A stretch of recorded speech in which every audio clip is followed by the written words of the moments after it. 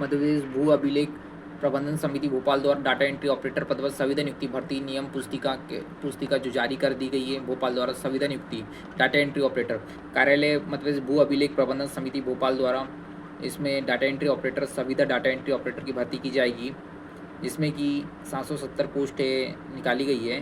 5200 से लेकर 20,200 ये आपका ग्रेड पे रहेगा। 19 आपका मानदेय रहेगा, इसमें 1900 ग्रेड पे रहेगा, है ना। या 12वीं मान्यता प्राप्त हायर सेकेंडरी बोर्ड से कोई भी मान्यता बोर्ड से आप पास होना चाहिए और CBCT आप उत्तीर्ण होना चाहिए। आपकी आयु सीमा गणना की जाएगी 18 से 40 में, और आपको आयु सीमा में छूट दी जाएगी। SC ST OBC महिला आरक्षित अनारक्षित दिव्यांगजन के लिए अधिकतम आयु सीमा में शासकीय नियम अनुसार 5 वर्ष की छूट दी जाएगी। आयु की गणना हेतु वही जन्म तिथि मान्य होगी जो अभ्यर्थी की 10वीं कक्षा में अंकित होगी। आप ध्यानपूर्वक रहिएगा, आपकी मार्कशीट में यदि अलग है और आधार कार्ड में अलग है तो आपकी 10वीं की अंक सूची ही मान्य रहेगी। केवल मध्य प्रदेश के मूल निवासी इस फॉर्म को भर सकते हैं। आगे देखिए, डाटा एंट्री ऑपरेटर के अनुसार रिक्त पदों की संख्या इस प्रकार कैटेगरी वाइज से पोस्ट डिवाइड करा है।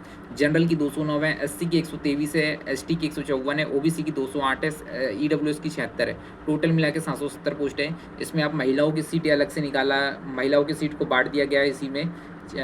जनरल की 73 सीटें, SC की 43 सीटें, ST की 54 सीटें, OBC की 73 है, EWS की 27 है। और अपने हमारे विकलांग भाइयों के लिए LD की 12 पोस्ट है, VH की 11 पोस्ट है, HH की 12 है, MD की 11 पोस्ट है।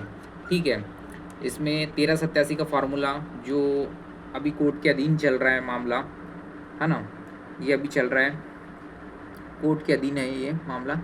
तो आपको बताना चाहूँगा कि ये की जो भर्ती है ये MP ऑनलाइन के माध्यम से ऑनलाइन आवेदन ही स्वीकार कर पाएंगे आप, है ना। इनने अपने नियम पुस्तिका में बतलाया गया है। इसकी प्रारंभ तिथि की बात की जाए 5/3/2026 है। ऑनलाइन आवेदन करने की अंतिम तिथि 3/4/2026 है। और त्रुटि सुधार आप आवेदन में गलती हो गई है तो 12/3 तक कर सकते हैं। ऑनलाइन आवेदन में त्रुटि सुधार की अंतिम तिथि भी 12/3 से त्रुटि सुधार चालू होगी, लेके आप 4 अप्रैल तक इसमें त्रुटि सुधार कर सकते हैं, है ना। ये बतलाया गया है आपको। ऑफलाइन एवं अपूर्ण आवेदन को स्वीकार नहीं किया जाएगा, इन्हें स्पष्ट ही अपने रूल बुक में कह दिया है ना। आवश्यक दस्तावेज आवेदन करने के लिए इच्छुक आवेदक के लिए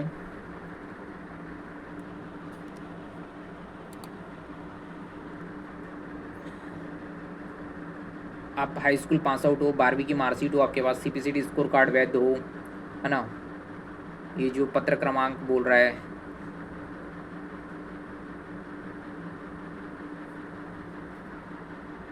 ना। अब ये देख लीजिएगा कि स्कोर कार्ड सामान्य प्रशासन विभाग का पत्र क्रमांक C 315/2014/1/3 भोपाल दिनांक 17/9/2021 तथा विज्ञान एवं प्रौद्योगिकी विभाग का पत्र क्रमांक F 14-7/2016 41-2 भोपाल दिनांक 23/3/2021 द्वारा वैध अवधि प्रमाण पत्र जारी होना की दिनांक से 7 वर्ष तक मान्य रहना चाहिए, तक रहेगी अवधि। मध्य प्रदेश का मूल्य निवासी आवश्यक है। सक्षम अधिकारी द्वारा आपके पास जाति प्रमाण पत्र होना चाहिए। EWS कैटेगरी के लिए भी यहाँ विशेष आर्थिक रूप से कमजोर के लिए भी इन लोग ने प्रमाण पत्र के लिए आय एवं संपत्ति प्रमाण पत्र जारी होने से दिनांक तक वैध रहना चाहिए बोल रहा है ना। आपका विशेष ध्यान रखिएगा आप लोग, है ना,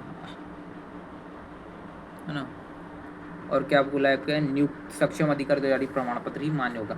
नियुक्ति प्रक्रिया आवेदकों की मेरिट सूची CPCT के स्कोर कार्ड में प्राप्त अंकों के आधार पर की जाएगी, है ना। और आपको बता दूं मैं, CPCT स्कोर कार्ड में 2 सेक्शन होते हैं, एक हिंदी होती है, एक कंप्यूटर प्रोफिशिएंसी होती है, दूसरा सेक्शन होता है टाइपिंग वाला। ठीक है, तो हिंदी एवं अंग्रेजी स्पीड होता है। नेट टाइपिंग स्पीड के लिए हिंदी टाइपिंग में डाटा एंट्री ऑपरेटर के लिए क्वालिफाइड होना आवश्यक है। हिंदी टाइपिंग इसमें क्वालिफाइड होने की स्थिति में मेरिट के आधार पर निर्धारण किया जाएगा। और इसमें हिंदी आपकी टाइपिंग मान्य है, इंग्लिश नहीं है ना। इसका विशेष ध्यान रखिएगा आप लोग। हिंदी टाइपिंग में समान होने पर अंग्रेजी टाइपिंग के अंकों के आधार पर मेरिट के आधार निर्धारण किया जाएगा, है ना। ये भी बोला है आपका। संविदा नियुक्ति की शर्तें दी गई है, पढ़ लीजिएगा। अब इसकी लिंक एक्टिव होने को उसके बाद मैं आपको फिर जानकारी दे दूंगा। धन्यवाद, आपका शुक्रगुजार। लाइक और सब्सक्राइब करें यूट्यूब चैनल को।